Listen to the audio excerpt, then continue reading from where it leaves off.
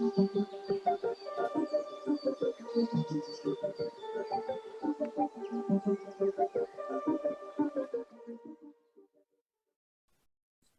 everyone, and welcome to this episode of the Coaching Outdoors podcast. As you'll notice, Anna Marie and I are actually physically together for the first time in any of our podcast recordings up here in Bonnie, Scotland. And the weather is wonderful, so we are outside and spring has sprung, so you might be able to hear the birds in the background as well, which is lovely. We are joined today by the wonderful John Farrell, and I would like to ask John, please introduce yourself to our listeners. Thank you, Alex and Anne-Marie. I've been looking forward to this because I've been following your podcast for quite a while. So I'm really, really happy, or chuffed actually, to be here. A little bit about myself. I'm from New Zealand.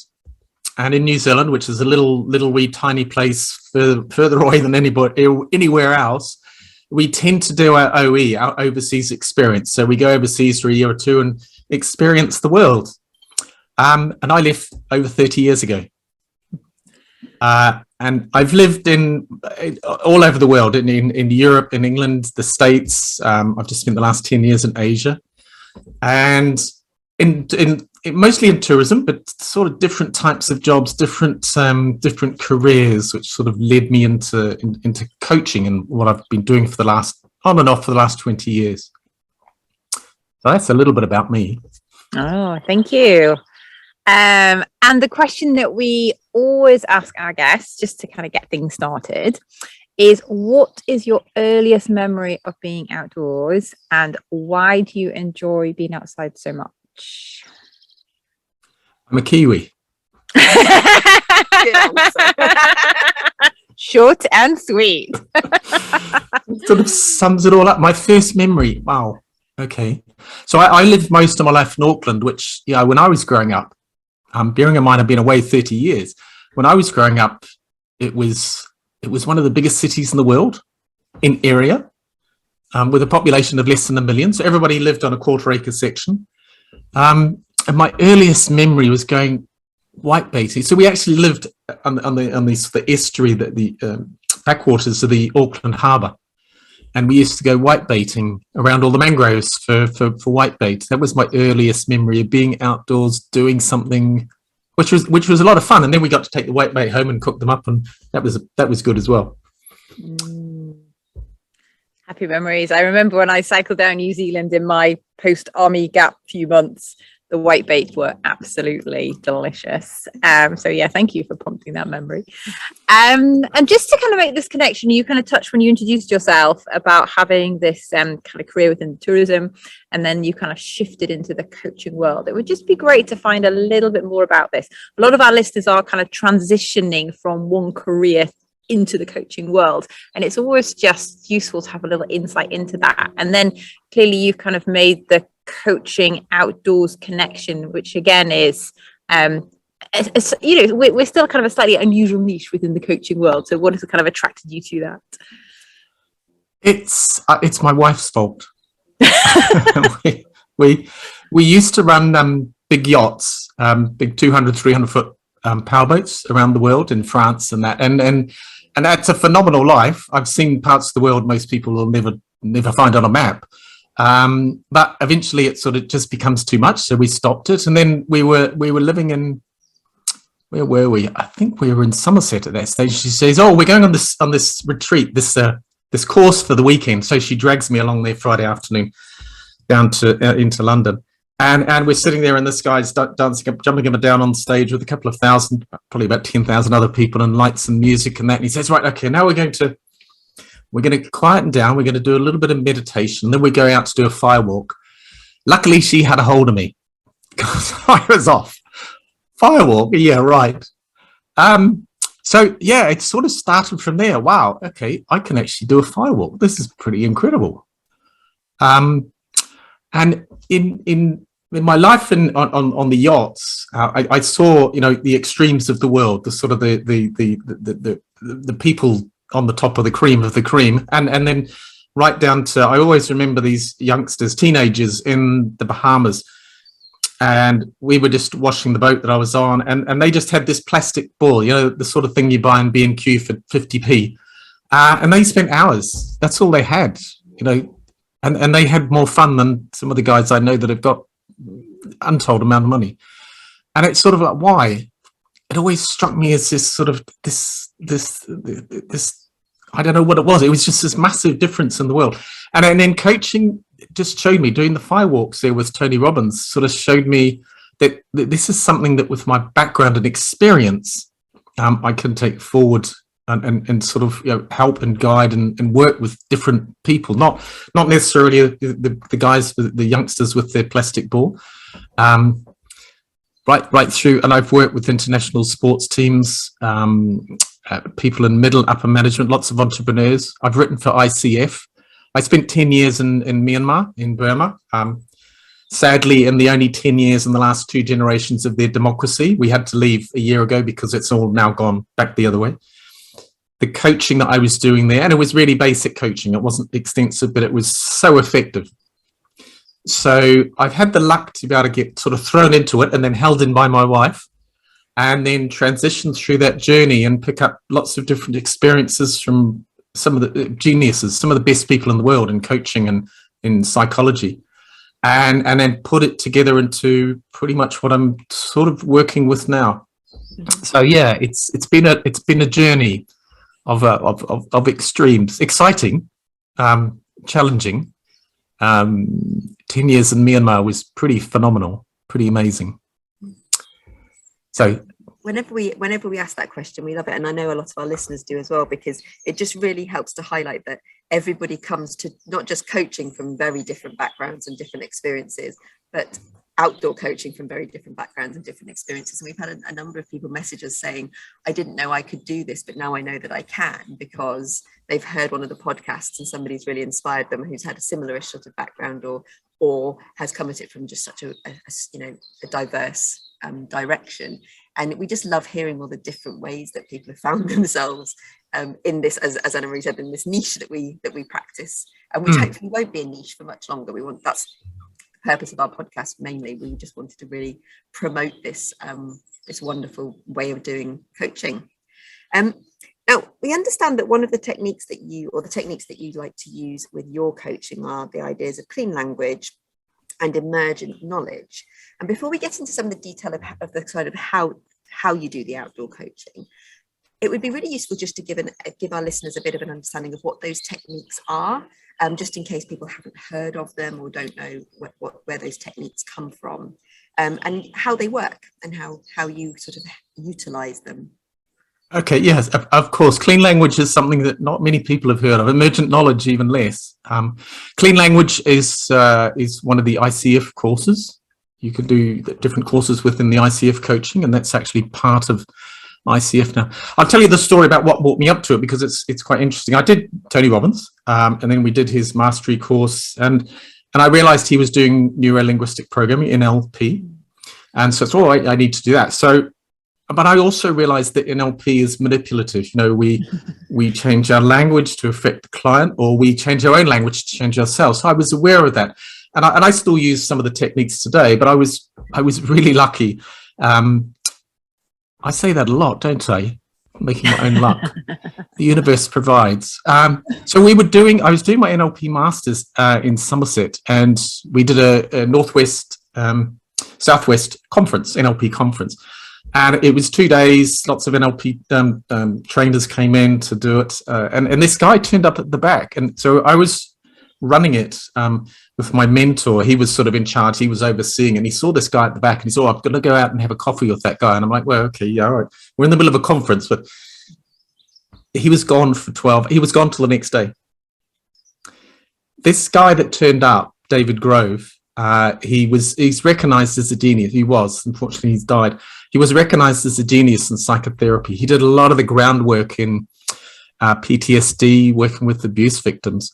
And he realized that often with serious trauma, clients can't remember the event. They know something's happened, but they can't remember it. A lot of people that have had serious trauma events happen to them realize it's there, but they're unconscious. They're not going to re-traumatize themselves.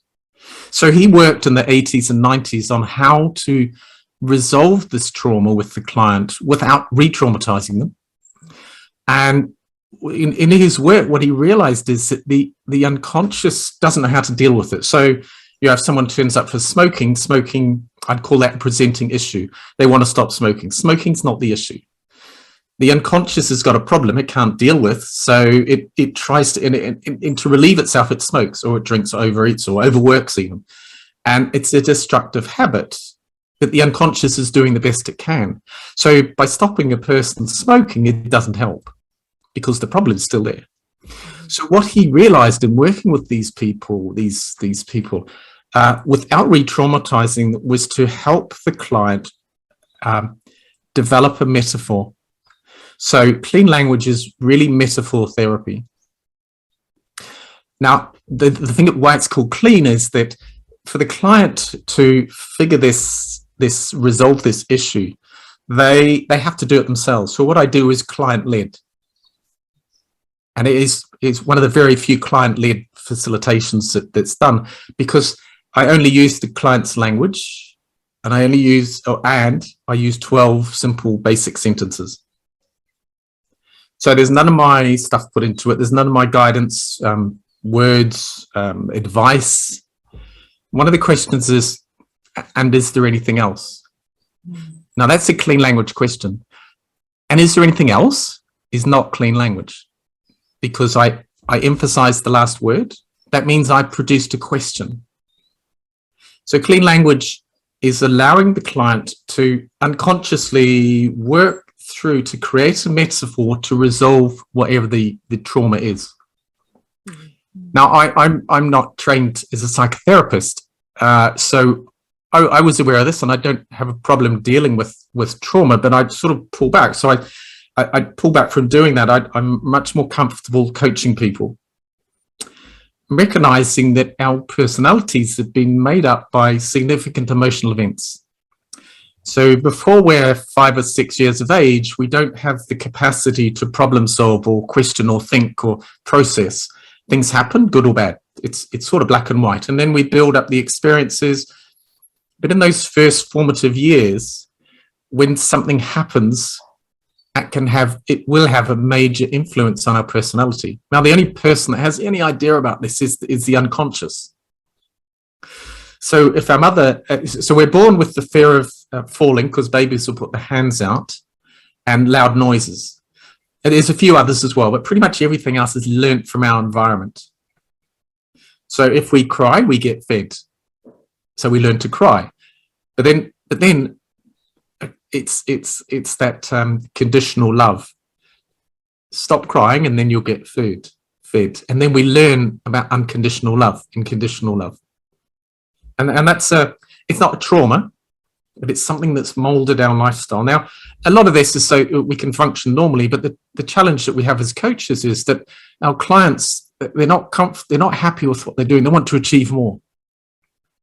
They want to have the right relationships. They want to feel more comfortable in the right job. You can't do that by delivering a grow model. As Maslow said, if all I have is a hammer, everything's a nail. If I have a grow model or a smart model, then I will put that onto the client. With clean language, I'm allowing the client to really, okay, so we're dealing with the smoking. Is there anything else about the smoking? Once they start to get into evolving their metaphor, the smoking's forgotten about. They really start to come down, and in these early events, they start to recognize them and they resolve them.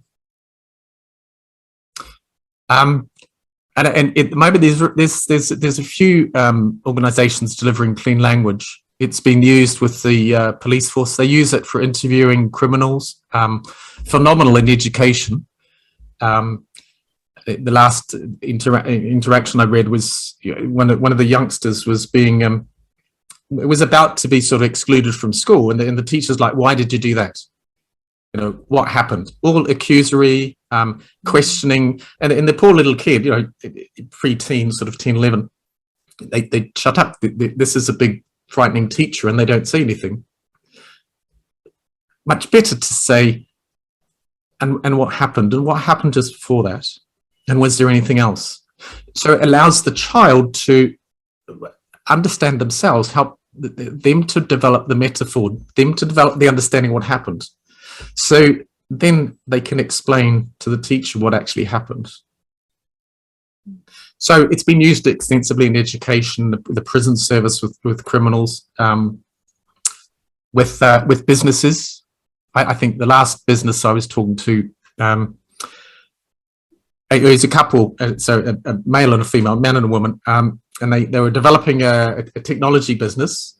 And so we sat down with them using clean language. So what's that like, the business? And she was like, well, we're going down the river, I'm on the canoe, it's going quite fast. And she said she built a metaphor. You know, we might bump into the sides every now and then, but basically we know where we're going and we're moving along at a pretty good speed, but we're not out of control. And we asked him the same question. So when the business is at the best, that's like what? Oh, it's like a train. It's like an electric train that's racing along the track. We know exactly where we're going 200 miles an hour.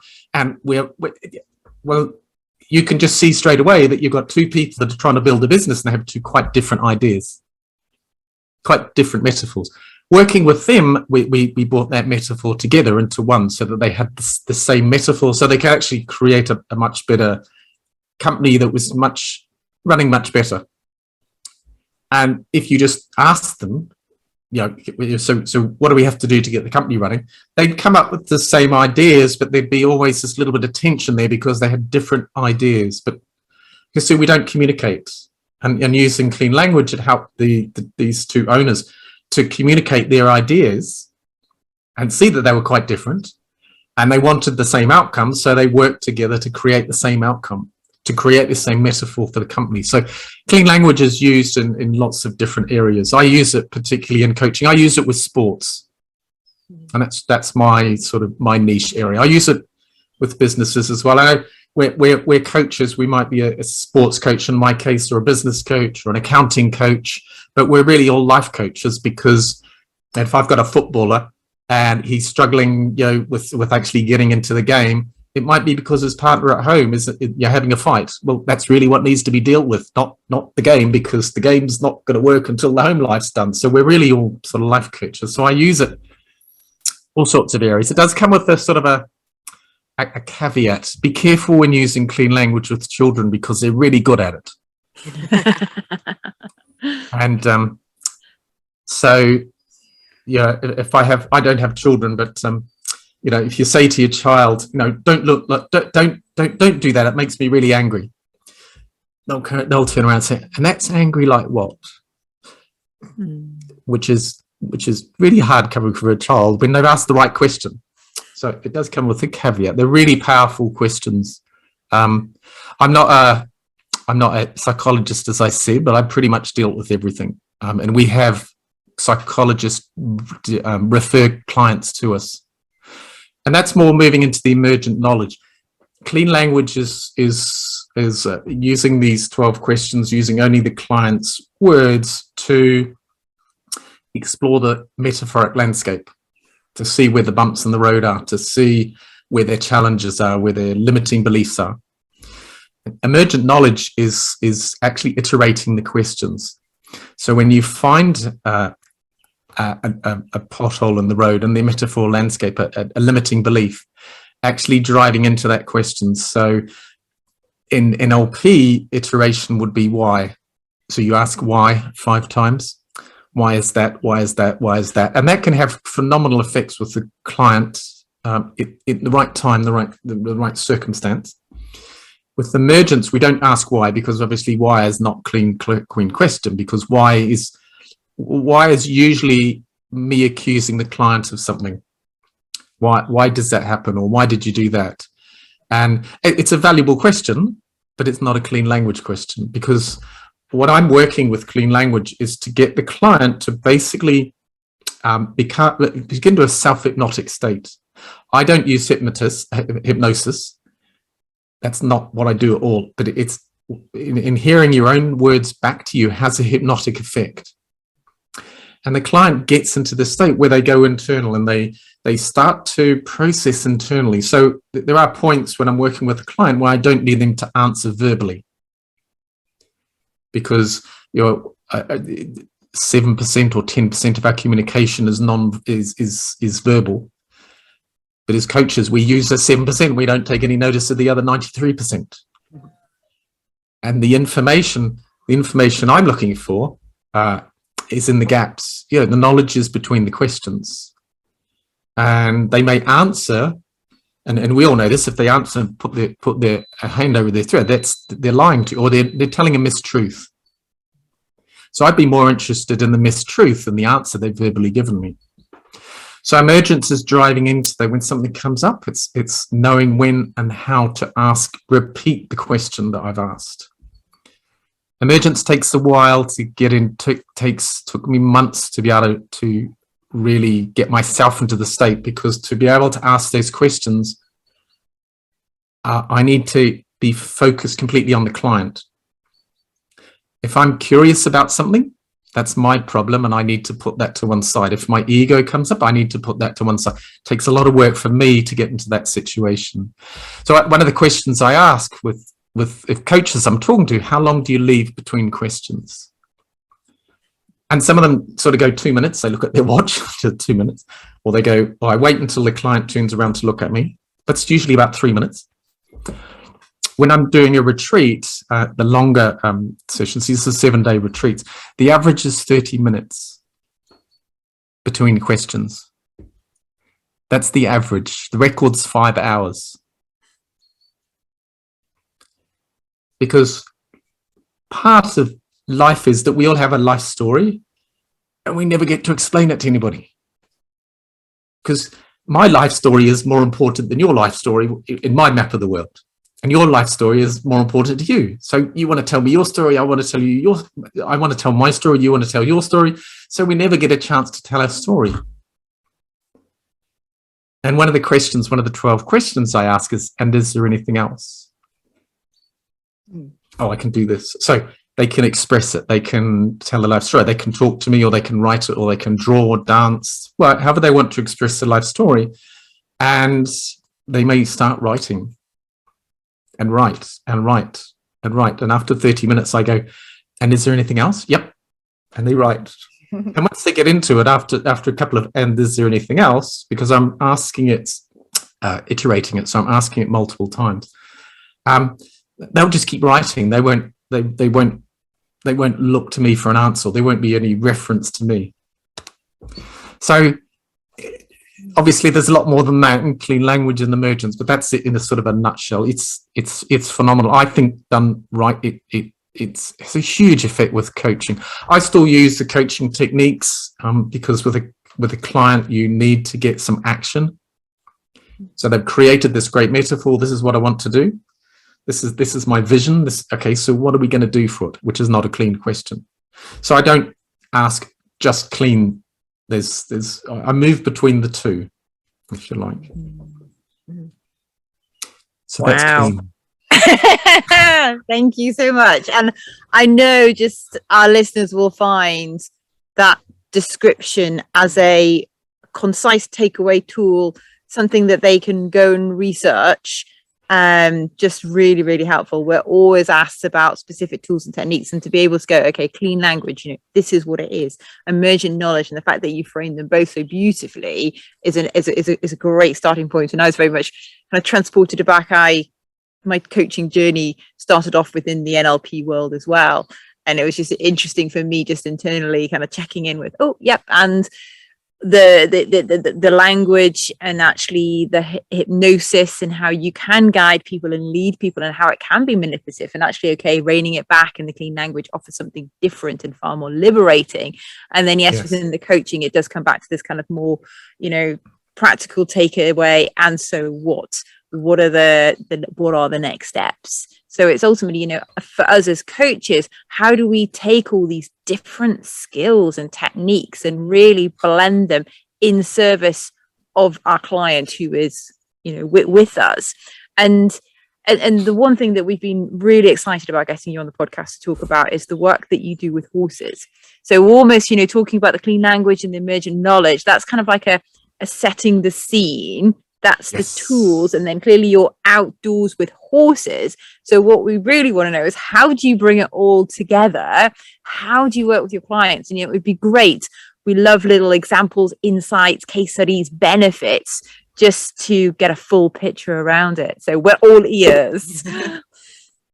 It was really exciting working with horses. David Grove was the genius. And he was, I could sit in a lecture, so he'd be talking to 6 of us, and completely separately, he'd be doing a full-on session with a client simultaneously. And the one thing that I took with him, and we worked on for quite a few years, was using horses to work with clients. Now, there's lots of groups now that are doing equine facilitated learning, and horses have. They're an archetype. They're this huge animal. Just a lot of there's been a lot of work done with people, children and adults with learning difficulties and challenging behavior. Just brushing the horse, just being interaction with an animal that size has some phenomenal effects. And the horse doesn't have language, which is great. It communicates on an energetic level, almost on a sensory level. So we were working with David. Now, the clean language questions, as I said, I can do it in silence. I don't do it very often, but I can do it because there's a lot of non-verbal going on. Now, what's happening there is that the client is processing themselves within their own unconscious. My objective is to be as much out of the system as possible. This is why I don't use any of my words. I try to keep out of direct line of sight with the client so that they can go into their own world. Now, the horse, of course, can't talk to them. It can't do anything. It's a horse. But we don't do anything with the horse. Equine facilitated learning and equine opponent. There's a few equine coaching type courses around where you do things with the horse.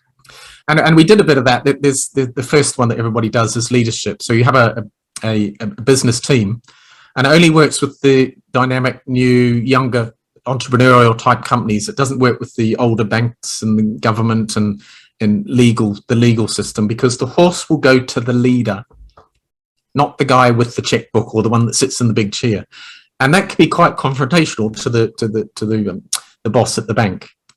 If you have a BT or one of those IT companies where it's much more linear management system, they don't have a hierarchical system, the horse will actually go to the person that is most calm within themselves, is most level-headed, is most internally leading themselves, because you can't lead others unless you're leading yourself. My belief is this is what the horse is picking up. So with a business group, you'll have a group of them, and then you'll say, right, the objective here is for you to lead the horse without pulling it with a piece of string. Now, last generation hierarchical systems, stick and carrot, you've got the bit of the bridle, and you pulled the horse along. Well, that's the horse is 400 pounds. You're not going to move it if it doesn't want to go. To actually get people into the right state so that the horse wants to follow them, wants to be with them as a group, is quite phenomenal. So that's the classical horse work that's going on. What I do is the horse, we're in an arena, and the horse just eats grass. It does its own thing.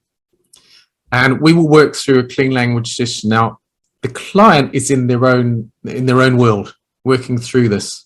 Is it getting sunny there? It looks as though you girls are getting a bit of sun. Squinty eyes. We can't see you on the screen anymore. But... So the client is just working through, and they're in their own world, and it's just them processing. Now, I'm there, so I'm going to have some impact, even though I'm trying to minimize as much as possible. And the horse is there as well, but we're not actually focusing on the horse. We're not doing anything with it. So to explain what happens, it's better if I give you a couple of case studies. I was working with this woman, and she was mapping out the goals, her life, basically what was going to happen.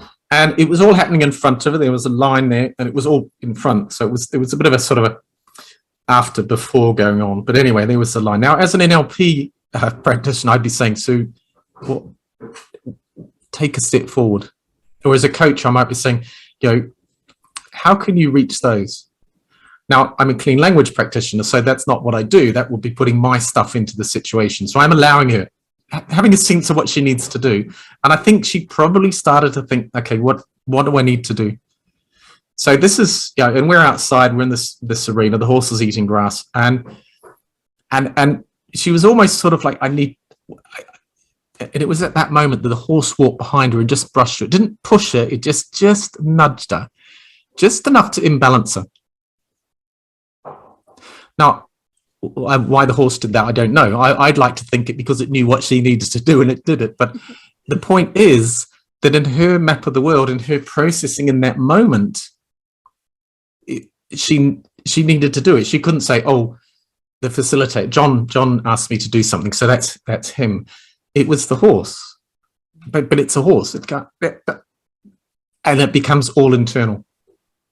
It's all their stuff.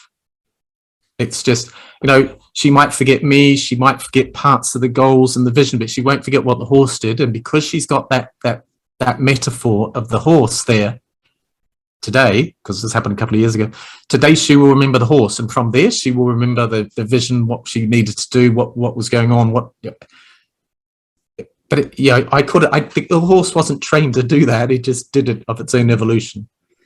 So was it energy? There must have been something going on, but I don't know what it was. It happened. The other case study, we're in an arena doing similar things. So the woman had mapped out what was happening into the future and in the arena. We're in Somerset, looking across to the levels to the mountains in the distance. And I need to do this. And she was sort of, lining things up, and this is what was going to happen. And it was she'd sort of got past that step of getting it all sorted, what the order and what needed to happen. And I'm standing slightly behind her. We're standing about 2 meters apart. The horse just walks up the middle between us, right through the middle of all her notes on the ground, into the fence at the end of the arena, and just looked into the mountains in the distance. In her map of the world, it was justifying her vision. You can't write about this stuff. It just stood there and looked at what she perceived. So in her map of the world, her process that she was going to, the horse justified what was happening. Can I just stop for a minute? Mm-hmm. Yeah. So we can just break this piece out for your husband.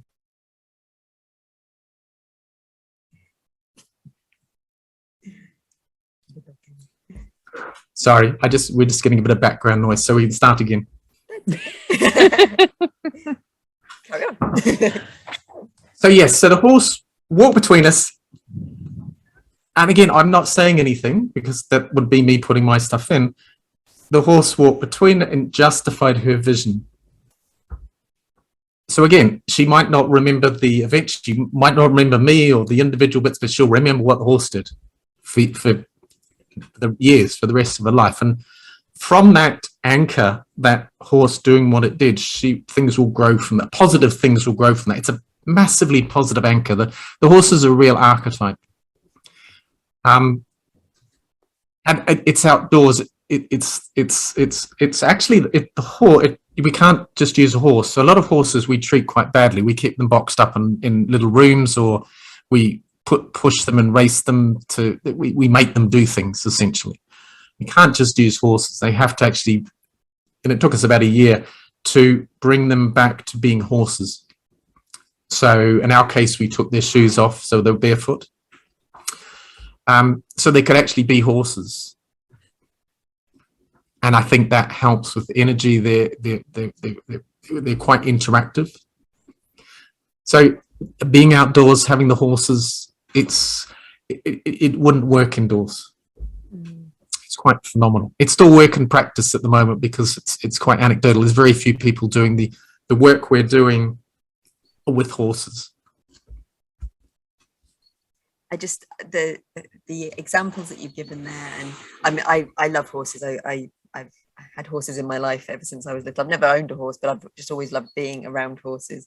And interestingly, one of my future goals in my coaching career is to do something similar to what you've just described, but with alpaca instead, and rescue donkeys. So much of what you just described is resonating very strongly with me.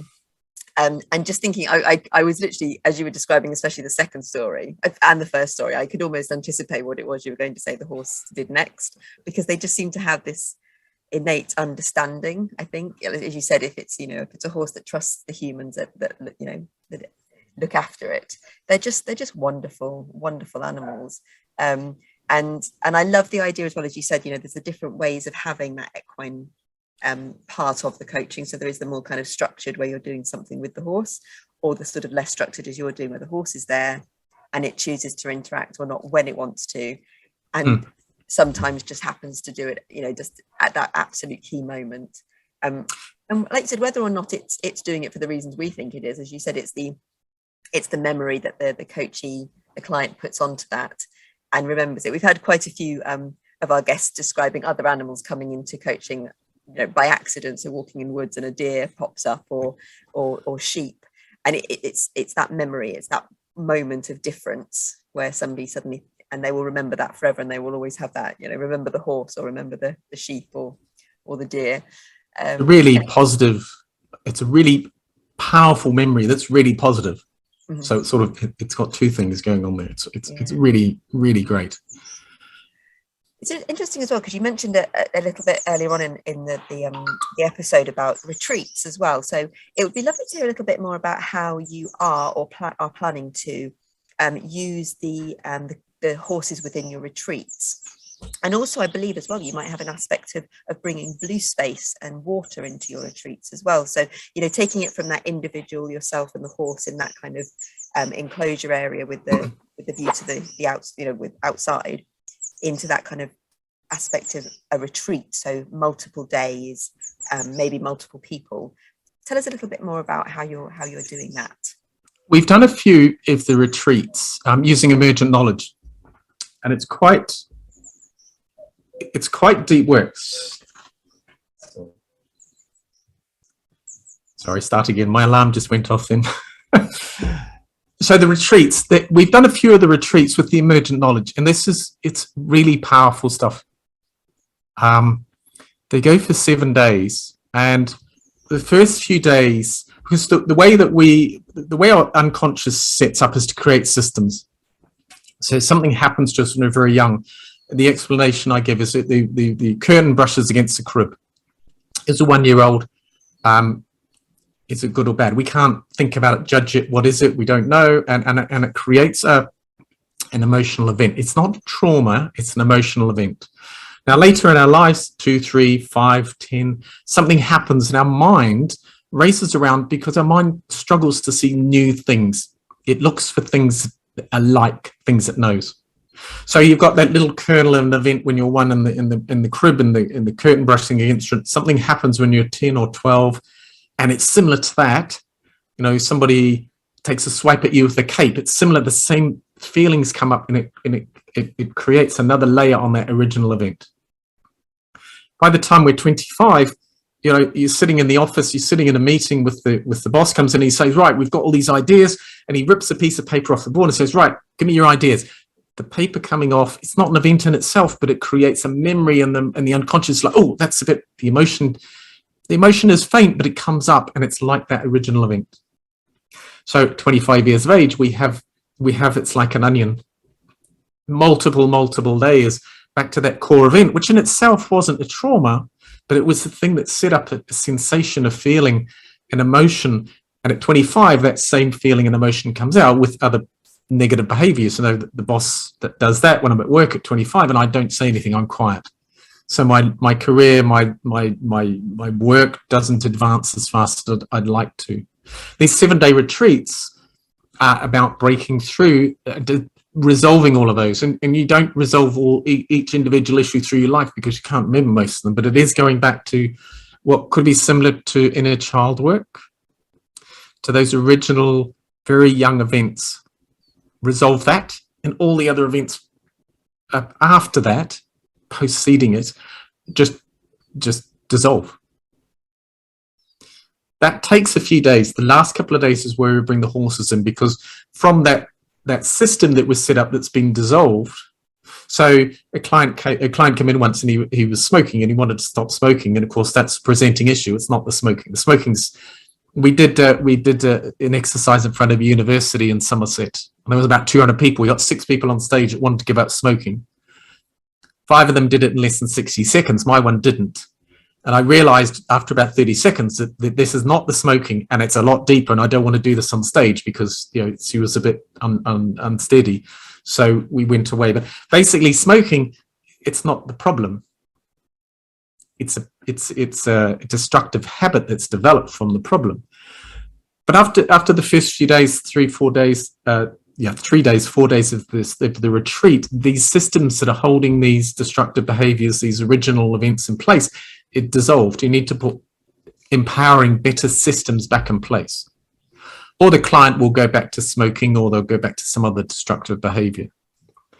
When you bring the horse into it, so they create their vision, they create how their business career is going to work out, how their relations are going to work out.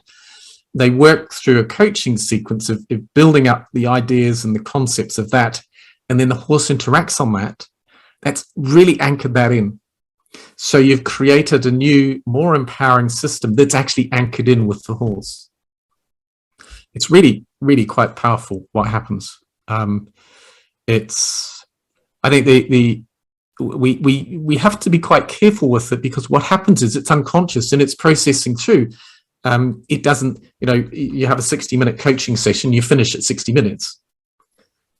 When you're working at this level of the unconscious, it doesn't stop at 60 minutes.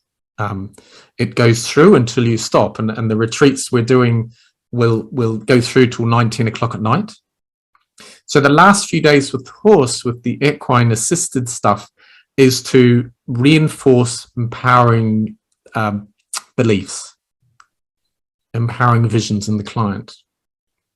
And as I said, the horse, because it's that archetype, that physical 400-pound animal, it's just so much more powerful. And then the way it interacts, this is the first case study I gave you there. It could have bounced into it. It didn't. It just enough so that she sort of moved forward a little bit. It really hits you on an unconscious level. It really anchors in there. So those retreats, we have to be.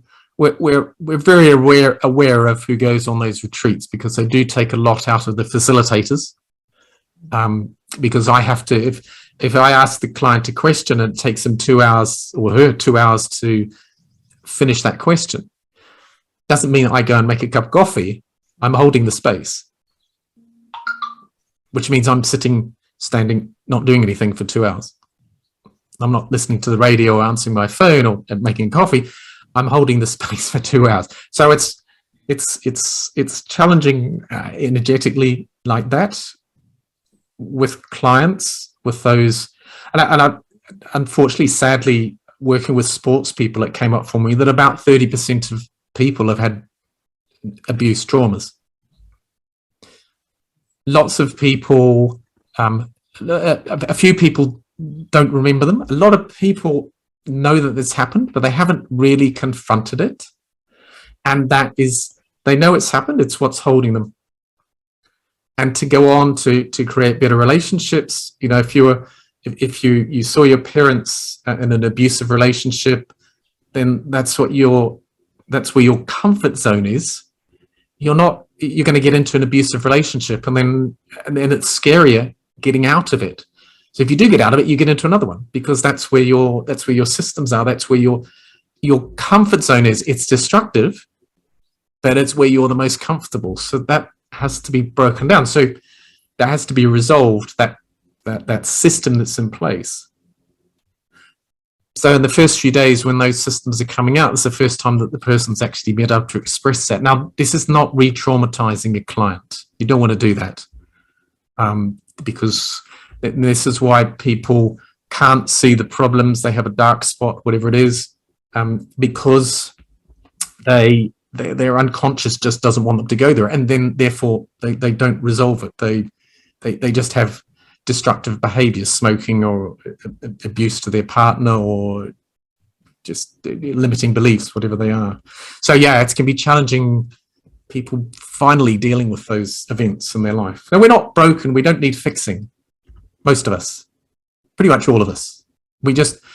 I just want to give people a more empowering life, to allow them to be able to really do what they want to do, not be affected by what other people think, or not at the moment to be living in fear because of COVID or what the government's doing, or all this stuff outside us that is putting pressure on us, and we don't live our lives.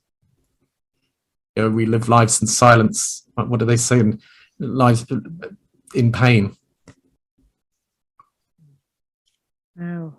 Thank you for that insight into the retreats. And it's a very different way of working as a coach, from a lot of the conversations that we've had with our guests who've come onto the podcast so far. It's a lot, from a time perspective, you've got that luxury almost of time to go deep, to really create this safe holding space so that someone is able to go there. And for your facilitators to have that skill, it's very much that analogy, kind of less is more, and to just gently invite and to face up to, trauma, which has been embedded for years, for decades. Your life. I'm almost kind of heartened to hear the trauma word talked about within the coaching world. I think for a long time, the T word wasn't mentioned. And actually, we're now starting to kind of come to terms with it. And actually, when you're wanting to really face up and create change on a systemic level, it's needed to unpack and really kind of go back and let things emerge. And just to start bringing things together, and I know our listeners will be fascinated by this topic, and it would be really, really useful to be able to signpost them to some, specific resources beyond this conversation today. So if there's any resources that you would recommend that would, inspire our listeners on that journey, on their journey, it would be great to know what you would recommend. Cleanlanguage.co.uk is probably the biggest source of information on clean language. If you Google clean language equine, you'll go to my paper that I wrote quite a few years ago on the work that we do with the horses with clean language. Other than that, at the moment, I'm on LinkedIn. I don't have a website. I'm trying to build up a sort of a Facebook following at the moment. It's quite heavy work. I did some sessions with one of the I'm from New Zealand, one of the All Black sports psychologists, and he works with the provincial the county teams. So the second tier, down from the All Blacks, and they bring this stuff in at that level, at that elite level. But the guys that they get the most feedback from and the most interaction with are the guys playing at the elite level. And I think with so much of coaching that I run into with sports, with business, some people sort of take it on a little bit, not too much. It's only the cream on the cream. The people that really want to go ahead. Entrepreneurs are great because they're looking for all sorts of different ways to really get ahead. And so this sort of pushes it out there. What I was just saying there about the retreats, it's not for the faint-hearted. I do shadow work, and I'm very careful because most people, they don't want to deal with their shadows. But as Joe Dispenza says, how can you look forward when there's something pulling you back over your shoulder? And that shadow it's usually not a trauma, but it's our limiting belief isn't something that's just appeared. It's come from something. And then in doing Tony Robbins and realizing it's NLP can stop you smoking. It's stopped you smoking. It hasn't stopped the destructive behavior. So how effective can my coaching be if all I'm doing is stopping the destructive behavior? If all I'm doing is I work with people presenting on stage, so if they're going on and developing the confidence and that sort of thing. Well, where did that fear of going on stage come from? That's really what needs to be dealt with first. But trauma's talked about a bit more in coaching now, but coaches are not trained whatsoever to deal with traumas. And as I said, most people don't have traumas. It's significant emotional events. So our limiting beliefs, I feel, come from just events that have happened in our lives. And usually before we're 5 or 6 years of age. But in our teenagers, I mean, when you first go to school, when your mum first drops you off at the school gate and sort of pushes you through, that's a huge trauma. That's not even an emotional event. It's almost a trauma, because your peer group has been your parents and your siblings. Your little ethnocentric group is tiny, and then suddenly you get pushed into 100 or 1,000 5-year-olds that you've never met before, and suddenly your life changes massively. You get to 25, that original event was borderline trauma, but it's still going to have an effect somewhere on you. Something's going to happen when you're 25 or 35, and that sensation, that feeling is going to come up that came up when you first went to school. It's just there's so much in what you've said so far today, and so much that so many more questions we could ask you, so much more we could delve into. And when we were talking about inviting you onto the podcast, I did say, didn't I, that we will probably end up hopefully inviting you back as a guest multiple times to just go through. There's just so much more there. It's such rich. The information you shared is so rich, the stories, and as Anna-Marie said, just having examples and those case studies is great for our listeners to hear, and to kind of put it into some context as well. But for today, we're going to wrap up. And thank you so much for sharing as Anna-Marie said, that really clear description of what clean language is, the clean description of clean language, and emergent knowledge, so that people have an idea of those techniques that you use. And then, the wonderful world of equine coaching. And I know a number of our listeners are really keen to hear more about equine coaching. So thank you for sharing that information. And yes, I highly recommend people following you on LinkedIn, and as you said, your Facebook following in the future, and hopefully find out even more about just something that's wonderful and is very close to my heart. So something I very much hope to do myself in the future. We haven't even talked about blue water. I know, we've run out of time. We need to bring you back, but yeah, you will definitely come back. So there will be hopefully another podcast in the not too distant future with John talking about blue coaching and ocean-based coaching as well. But thank you so much for your time today, John. And just a reminder to our listeners, our back catalogue of all of our episodes that we have released so far are on our website, which is www.coaching-outdoors.com. And we have our LinkedIn group as well, which is the Coaching Outdoors podcast. And all of our information is on there as well. And please search John out as well and find out more about the wonderful work that John's doing. But for today, thank you very much. And John, thank you so much for being our guest. Thank you for inviting me, Alex. Anna-Marie, I'll hopefully see you back sometime. So if you enjoyed what you've heard, Like it, share across your network, and subscribe to our YouTube channel and LinkedIn community page, the Coaching Outdoor Podcast. Thanks so much in advance for your support.